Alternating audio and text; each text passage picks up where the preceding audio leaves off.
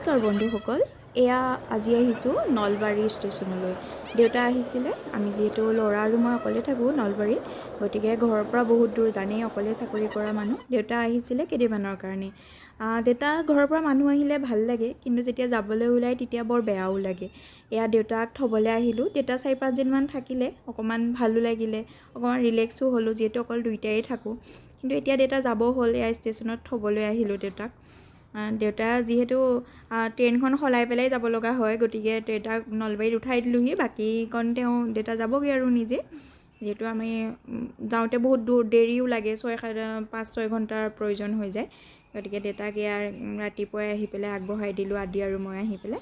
এয়া আদি এয়া ককাক দিছে, আৰু এই ট্ৰেইন যোৱাই নাই, আমি আচলতে মানে ওলাই আহিলোঁ ওপৰলৈ। এয়া ট্ৰেইন গৈছে, এয়া আদিয়ে দেখিছেনে, এয়া ট্ৰেইনৰ ষ্টেচনলৈ আহিলে সি মাত্ৰ অকল ইফালে পৰা সিফালে ঘূৰি ফুৰিব বিচাৰে।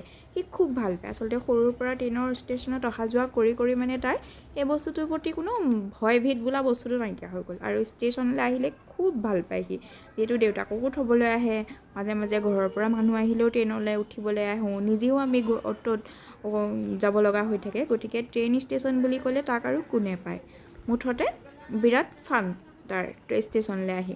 এয়া অৱশেষত আমি যাবলৈ ওলালোঁ। আজিলৈ আহোঁ, ধন্যবাদ।